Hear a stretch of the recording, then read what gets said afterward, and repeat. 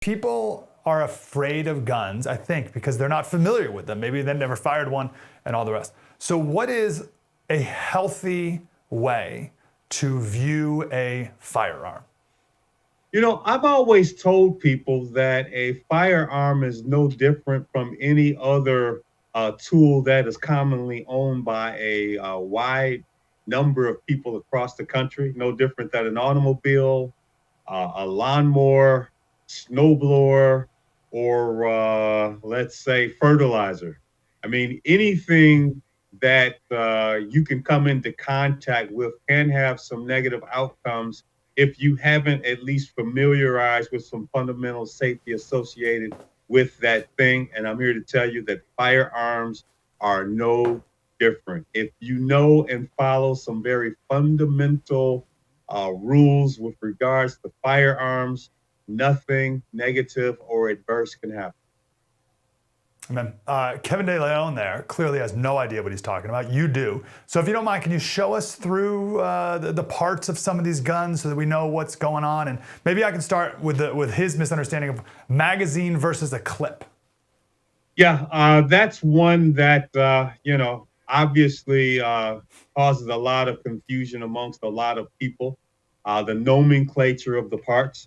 I'm going to demonstrate a semi-automatic pistol.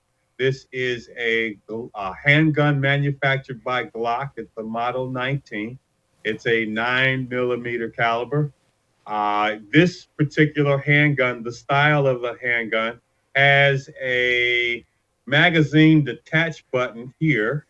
And if I press it, of course, the firearm is in my direction that I deem to be safe given the environment in which I am. And by safe, I mean that if this gun was to somehow be loaded and I managed to discharge it, that bullet, that projectile wouldn't damage any property or otherwise cause a negative outcome.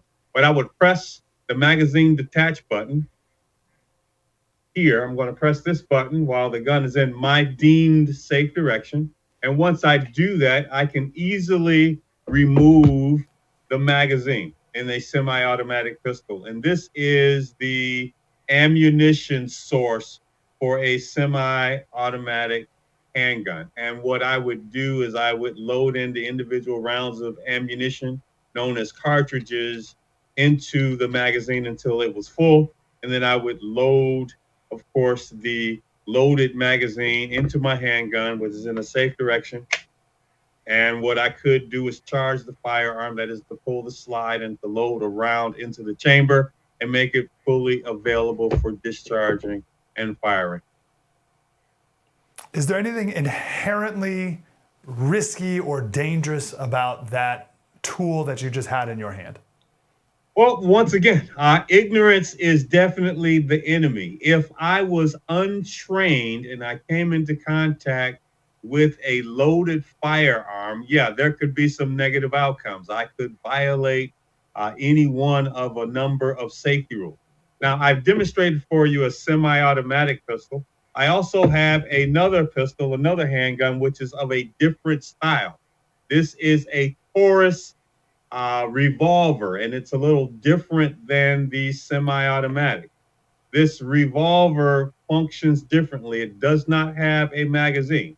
However, it does have an ammunition source. There is a cylinder release latch where if I was to engage it and then push the cylinder, then the cylinder would become available. And then each one of these cartridges, I could put a cartridge in each one of these areas inside the cylinder, and then I could fully load the cylinder and then fold it back into the frame.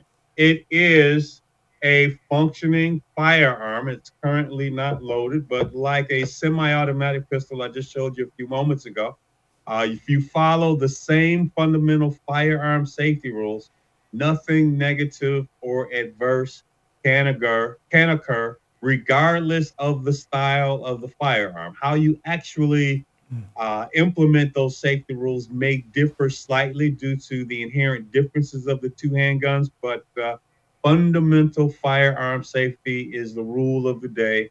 And of course, nothing negative or adverse could occur.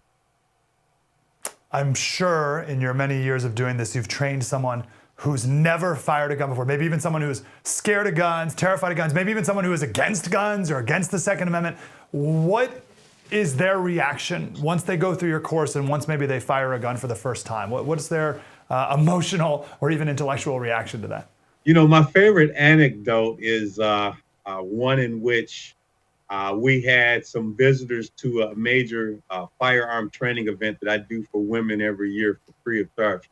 And this one particular anti-gun person came to visit a friend from Chicago, which of course is notorious for numerous gun laws, many of which make absolutely no sense.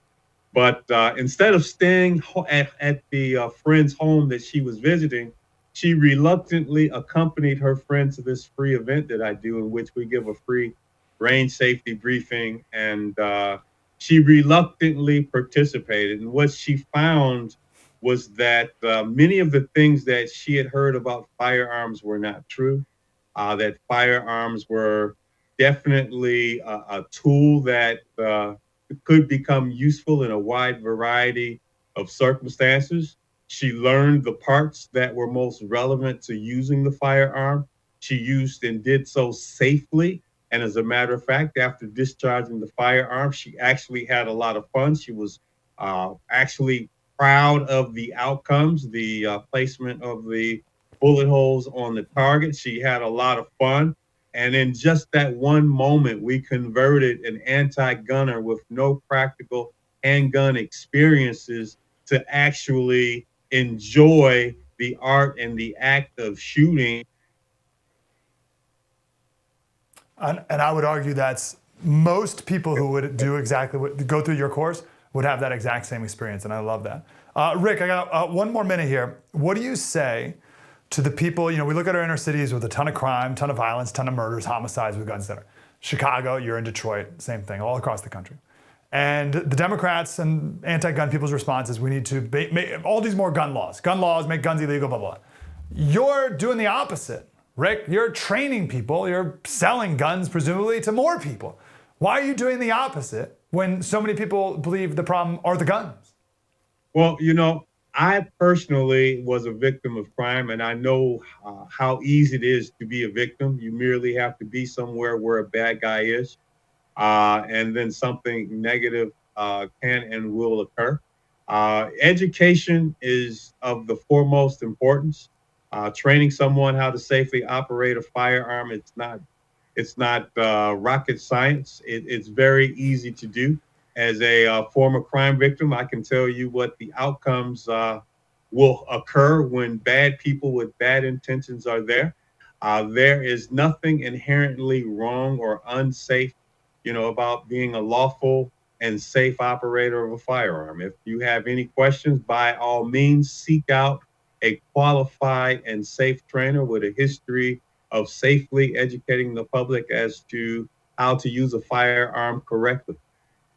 Hey, Slater Crusaders, one of the absolute top priorities from the left, and they'll never stop, is to take away your Second Amendment right. They hate that you are able to protect your family and that you are responsible and that you are able to protect against a tyrannical government. I'm so sick of conservatives and Republicans pussyfooting on this issue. The reason for the Second Amendment is to protect against a potential tyrannical government. Period. End of story. Never back down on that argument. We have some amazing guests on our special about the Second Amendment. We'll analyze the latest Supreme Court ruling. We also have a firearms instructor who's going to help us walk through the parts of a gun, because there's people out there where guns are still scary, but they don't need to be. It's a tool just like any other tool. Arm yourself with the truth, with the facts, and with the First TV app. And you can download that for free at thefirsttv.com.